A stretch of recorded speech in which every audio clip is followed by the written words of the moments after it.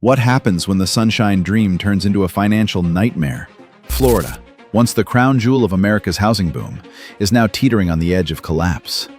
Prices that doubled in just 30 months are unraveling as storms, insurance chaos, and mass buyer walkaways shake the market to its core.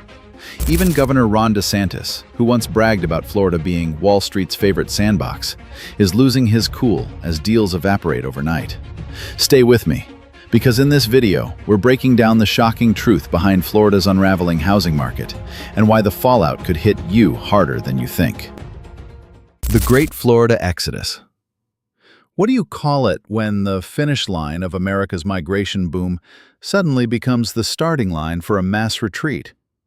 In Florida, they're calling it the Great Exodus.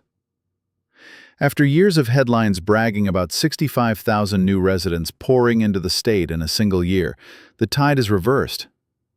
According to census data, Miami-Dade County alone lost 67,000 residents in 2024, the largest outflow on record. For a region that just months earlier was hailed as the capital of opportunity, this is a devastating shift. The reasons aren't hard to find. First and foremost, affordability has collapsed. Home prices in West Palm Beach surged 38% in just 2 years, pushing the median above $540,000. Rentals weren't far behind, with a modest two-bedroom in Fort Lauderdale hitting $2,800 a month, up 27% since 2022. For locals earning Florida wages, the math simply doesn't add up. Out-of-state buyers with New York or California equity could outbid anyone. But once those newcomers realized they'd also inherited Florida's runaway insurance nightmare, enthusiasm dried up. And that insurance crisis has become the second major driver of outmigration. By 2025, the average statewide homeowner's policy costs $3,023 a year, up 34% in just 24 months. In coastal counties, many premiums hit $6,000 to $8,000 annually. To put it bluntly, for many families, Florida homeownership now means working a full-time job just to pay the insurance bill. Add in the growing reliance on Citizens Property Insurance, the state's shaky insurer of last resort, now carrying 1.3 million policies, and it's no wonder confidence has collapsed. Families aren't just walking away from deals, they're packing moving trucks. Third, lifestyle and safety. Hurricane Aaron's near miss was enough to freeze the market, with lenders halting loans and buyers canceling contracts overnight. If a storm that never even made landfall could cause over 4,000 transactions to fall apart in a week, imagine what a direct hit might do. For many households, the constant threat of storms, blackouts, and insurance moratoriums is simply too much. And unlike in the past, when retirees might accept the risks for the sunshine, younger families and professionals now have choices. Atlanta, Charlotte, Dallas, and Nashville are actively welcoming Floridians, offering lower insurance bills, solid job markets, and homes that don't come with a hurricane deductible. The economic consequences are brutal. Every departing household takes with it property taxes, consumer spending, and school enrollment. In Atlanta's Cobb and Gwinnett counties, agents reported Florida buyers driving up prices 7% in just one quarter with cash offers. Meanwhile, Florida communities left behind are watching inventory pile up and school districts shrink. The brain drain isn't just anecdotal, it's measurable, and it's accelerating. The political fallout may be even sharper. Governor DeSantis tried to calm nerves with a proposed $1,000 property tax rebate, but even his own House Speaker publicly dismissed it as a stunt. The optics of a governor yelling at reporters while families quietly flee the state says it all. This is more than an economic problem. It's a confidence crisis. And here's the haunting question. If Florida, the ultimate migration magnet of the last decade, is now hemorrhaging residents, what happens when investors follow?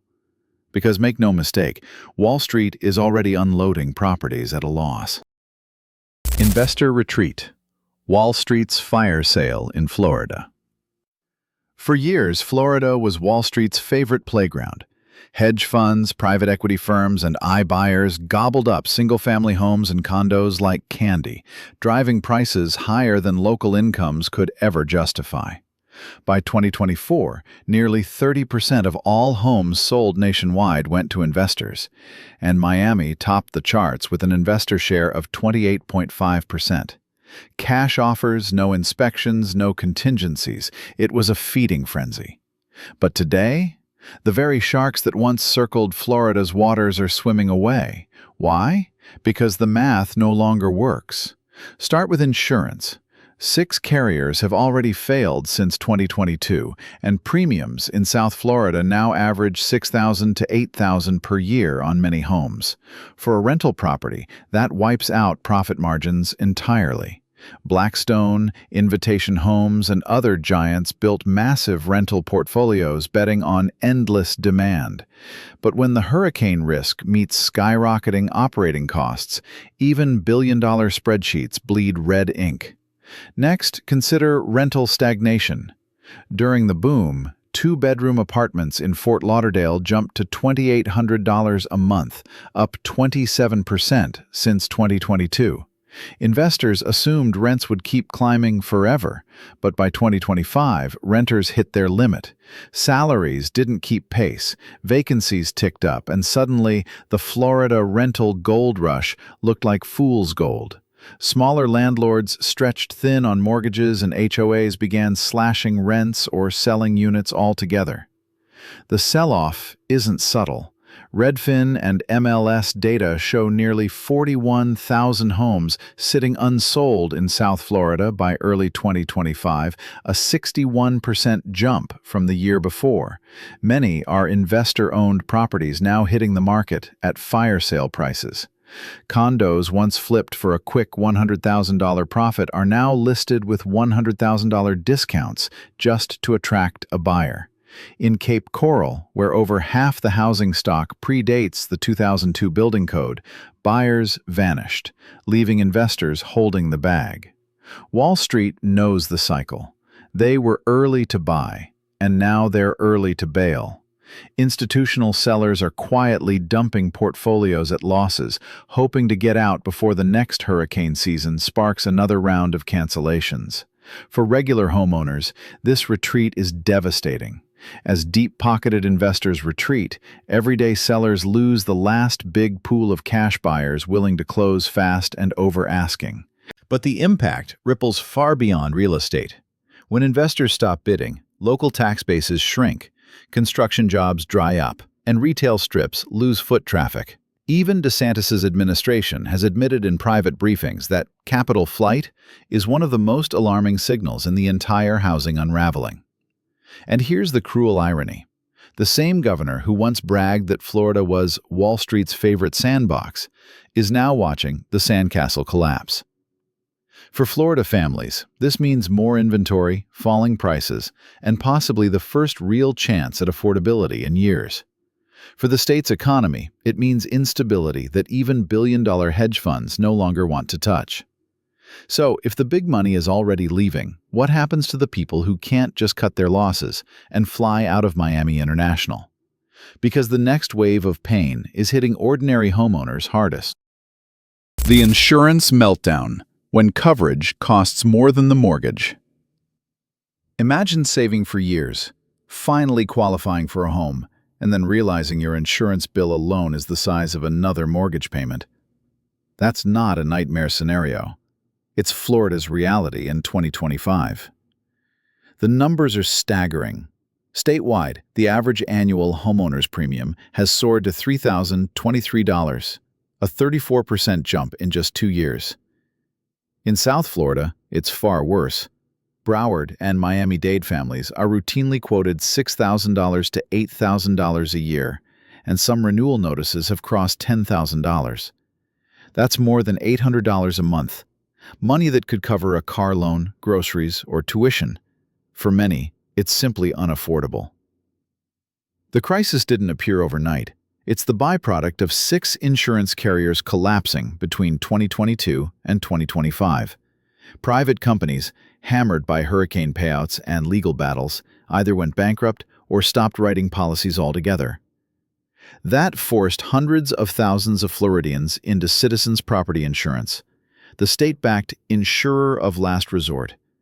By mid-2025, Citizens covered 1.3 million homes, or roughly 1 in every 8 houses statewide. But here's the hidden danger. Citizens is a ticking time bomb. Under Florida law, if Citizens can't cover its storm losses, it can slap an assessment fee on every insurance customer in the state, not just its own policyholders. A single catastrophic hurricane could trigger a 10% surcharge across all policies, lasting years. In other words, even inland homeowners who thought they were safe could end up paying for beachfront mansions wiped off the map. This financial burden is already distorting the housing market. Realtors report buyers walking away mid-closing after seeing their insurance quotes double the expected monthly payment. Lenders, wary of the volatility, have started freezing loans on certain coastal zip codes until proof of insurability is secured. Title companies, too, are flagging transactions, unable to bind coverage. The fallout is brutal. In Fort Lauderdale, 3 separate buyers backed out of the same $640,000 ranch because no one wanted to swallow the insurance costs. Condo owners aren't immune either. Associations, hit with blanket rate hikes, are passing costs directly to residents, sometimes through special assessments topping $10,000 per unit. What once felt like the security of community living now feels like a financial trap.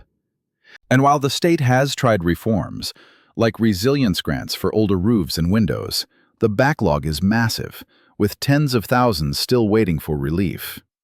For now, the market is frozen by fear. Sellers slash prices, buyers hesitate, and insurers retreat. The cruel irony? Florida's very selling point, sunshine living, now comes with a price tag that rivals Wall Street rent. And with hurricane season intensifying, that bill is only going higher. But here's the twist. While insurance costs push ordinary families out, they're also pushing entire communities toward collapse. Because when enough households walk away, it's not just individual mortgages at risk, it's entire neighborhoods. Ghost neighborhoods. When for sale signs outnumber families. Drive through certain South Florida suburbs today, and the most common lawn ornament isn't a flamingo or a palm tree. It's a bright orange for sale sign. What were once lively cul-de-sacs filled with kids on bikes and neighbors grilling by the pool are now rows of vacant driveways and darkened windows. Welcome to Florida's new phenomenon, ghost neighborhoods. The numbers tell the story. By early 2025, South Florida had over 41,000 unsold homes, a staggering 61% increase in inventory compared to the year before. Deals that once closed in under 3 weeks now sit idle for months. In Miami, condo sales are down 17%, while single-family closings dropped 15%. In Broward, homes that used to vanish in a weekend now linger 40% longer before even receiving an offer. But the statistics only hint at the deeper social unraveling. When buyers walk away, sellers slash prices, and investors flee, the human fallout is visible on the street. Lawns grow patchy as owners stop paying HOA dues, empty driveways invite crime. Condo towers cut back on maintenance because too many units are tied up in foreclosure or stuck in probate after owners simply gave up. Once prized hotspots like Cape Coral, where half the housing stock predates the 2002 hurricane code, are filled with listings nobody wants to touch, even after steep price cuts. And the exodus isn't just about money, it's about fear. Fear of the next storm, fear of insurance premiums doubling again, fear that the home you buy today will be worth 20% less tomorrow. That psychological freeze keeps families in limbo. Many who hope to relocate within Florida now sit paralyzed, waiting for the next shoe to drop before making a move. The ripple effects are brutal. School districts face declining enrollment as families leave mid-semester. Local businesses lose customers when entire streets go half-empty. Property tax bases shrink, forcing counties to raise rates in the few who remain. And in gated communities, the very symbol of Florida's aspirational lifestyle, HOAs are quietly filing liens on vacant houses just to keep the streetlights on. Governor DeSantis' $1,000 property tax rebate proposal, it barely moved the needle. One-time checks don't fix a neighborhood where buyers won't even tour open houses. As one Miami realtor put it, we don't have a housing market problem anymore. We have a confidence problem. And here's the chilling part. These ghost neighborhoods aren't just a coastal issue. From Orlando's suburbs to parts of Jacksonville, the same pattern is spreading. Empty houses, rising inventories, and communities slowly hollowing out. If Florida was once the poster child for endless growth, it's now on track to become the case study for how fast boom towns can turn to bust. But while empty neighborhoods are haunting, the next stage of this crisis strikes even deeper. Because what happens when the very foundation of Florida's economy, its housing wealth, starts evaporating? That's where the economic aftershocks begin. The economic domino effect, when housing wealth disappears overnight. Florida's economy has always had a dirty little secret. Housing wealth isn't just one piece of the puzzle. It is the puzzle. From construction jobs to retail spending, from tax revenues to tourism upgrades, nearly every sector leans on the assumption that home values will keep climbing. So when that illusion cracks, the dominoes start to fall. And right now, those dominoes are toppling fast. Start with raw numbers. By mid-2025, nearly $60 billion in paper housing wealth evaporated across South Florida as median home prices dipped double digits and unsold inventory ballooned. A typical Miami homeowner who saw their house soar to $750,000 during the frenzy is now staring at offers closer to $640,000, a loss of over $100,000 in equity. For families, that's not just numbers on a spreadsheet. That's a college fund gone, a retirement cushion gone, a business loan that never happens. Now multiply that by tens of thousands of households. Consumer spending, which drives 67% of Florida's GDP, tanks when homeowners feel poorer. That means fewer dinners out, fewer theme park trips, fewer boat sales. The shockwaves hit small businesses first, then ripple up to major employers. In Broward County, retail receipts fell 9% year-over-year after housing cancellations spiked. Contractors, landscapers, and even luxury car dealers suddenly report ghost town sales floors. The domino effect doesn't stop there. Tax revenues shrink. Counties that relied on endlessly rising assessments now face shortfalls. Palm Beach schools have already projected a $45 million budget gap tied directly to declining property tax collections. Local governments try to make up the difference with higher millage rates, effectively punishing the shrinking base of homeowners who haven't fled. And then comes banking. Lenders in Miami and Fort Lauderdale froze new loans east of I-95 because they couldn't confirm affordable insurance coverage. That paralyzes realtors and title companies, but it also strangles the flow of mortgage fees that local banks depend on. In a state where construction accounts for nearly 9% of jobs, stalled financing means pink slips on job sites from Naples to Orlando. Psychologically, the damage is just as lethal. Floridians once saw their homes as lottery tickets. That belief fueled spending sprees, second homes, and risky flips. But now they see liabilities. They see neighbors moving out, investors dumping properties, and for sale signs rotting in the sun. And when the confidence that once powered Florida's boom vanishes, it's not just real estate that crashes. It's the entire economic identity of the state. Here's the kicker. The Great Recession taught us that once housing collapses, the broader economy follows with chilling precision. Florida is replaying that script, only this time with the added accelerant of climate risk and insurance chaos. One more major hurricane could turn a correction into a full-blown economic crisis. And if the economic dominoes are falling, the political dominoes are right behind them. Because when homeowners lose wealth, they don't just blame the market, they blame their leaders. Political meltdown, when housing turns into a governor's worst nightmare.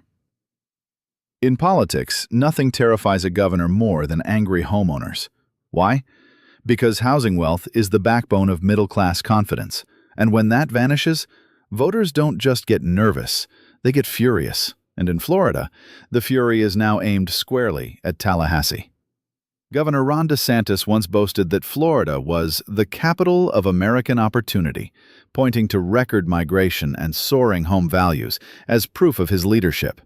But in 2025, that script has flipped. The same boom he claimed as a personal victory has become a political albatross.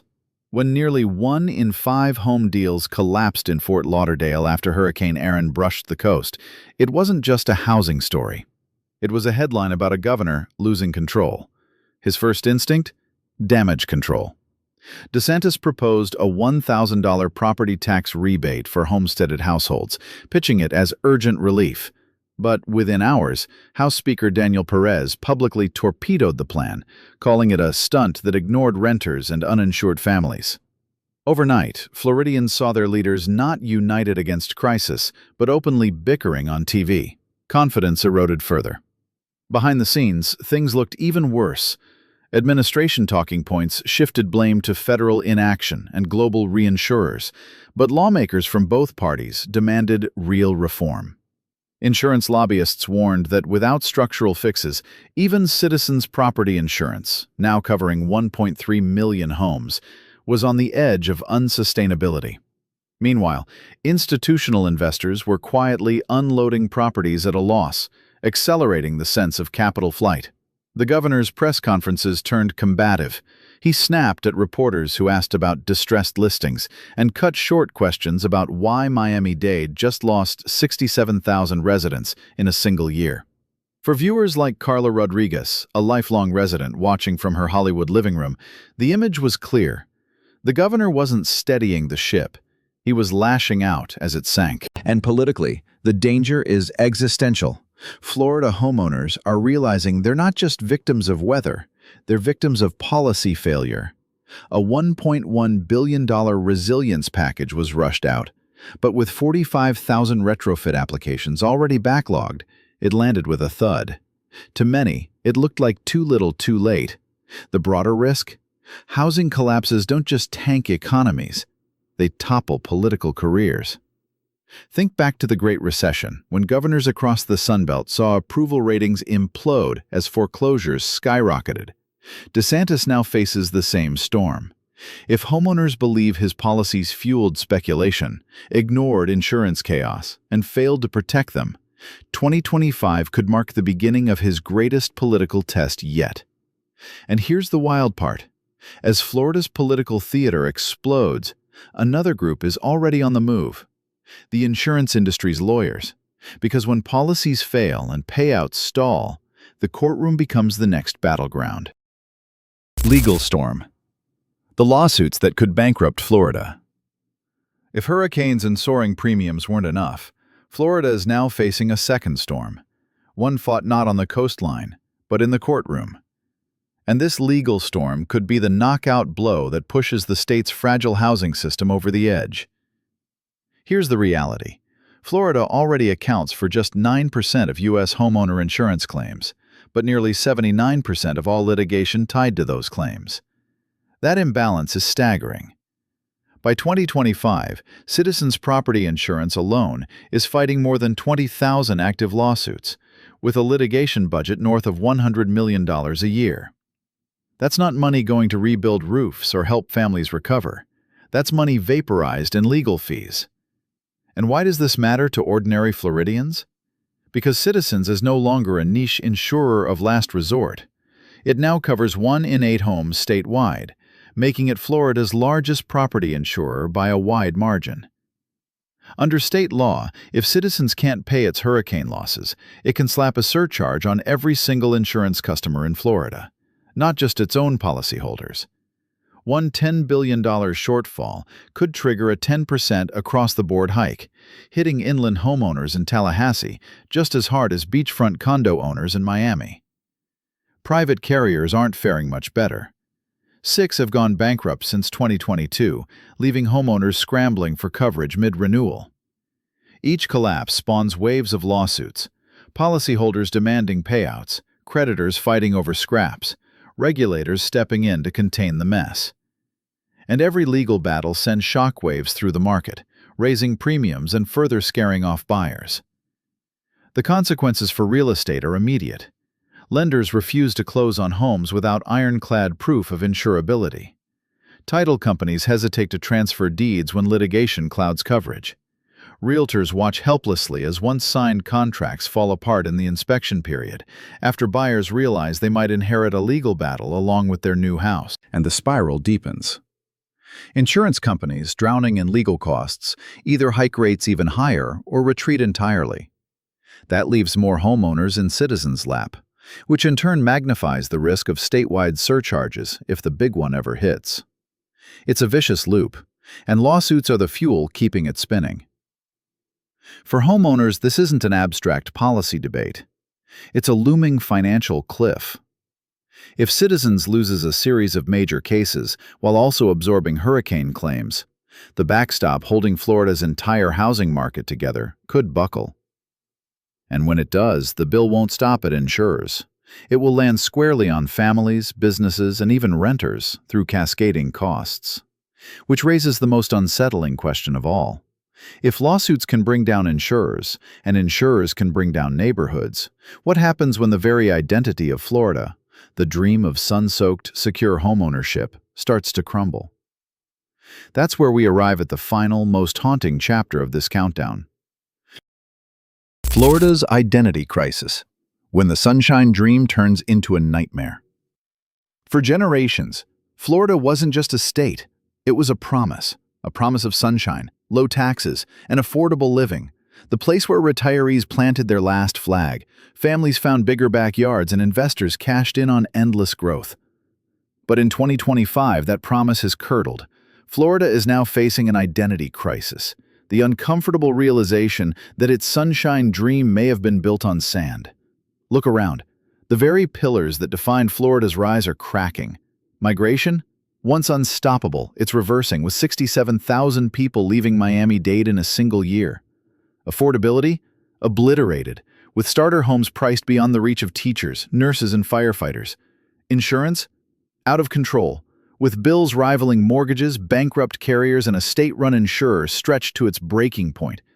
Even culture is caught in the crossfire. Once seen as America's escape hatch, Florida is now branded as America's cautionary tale. Ghost neighborhoods in Cape Coral, empty condo towers in Miami, open political warfare in Tallahassee. The state that once boasted about being Wall Street's favorite sandbox now finds itself abandoned by the same investors who helped inflate the bubble. And here's the cruel twist. Climate risk is no longer a hypothetical. Hurricane Aaron didn't even make landfall, yet it vaporized over 20% of pending sales in Fort Lauderdale. If a near miss can spook buyers and lenders this badly, what happens when the next Andrew or Ian slams directly into Miami Beach? Suddenly the question isn't, how high can Florida home values climb? It's, how much longer can this lifestyle survive? For longtime Floridians, it feels like betrayal. They played by the rules, built communities, paid taxes, only to find themselves priced out, uninsured, or left behind. For newcomers, it feels like a bait and switch, marketed as paradise, delivered as a financial sinkhole. For leaders, it's an existential test. Do they reform a broken system, or keep papering over cracks with rebates and sound bites? This is Florida's identity crisis. A state that once embodied the American dream now risks becoming the emblem of its fragility. The sunshine hasn't disappeared, but for millions of families, the dream certainly has. And that's the story. Florida's housing meltdown isn't just about prices or storms. It's about a state losing the very identity that made it irresistible. If you've lived this crisis, I want to hear from you. Drop a comment, hit subscribe, and let's talk about Florida's future together.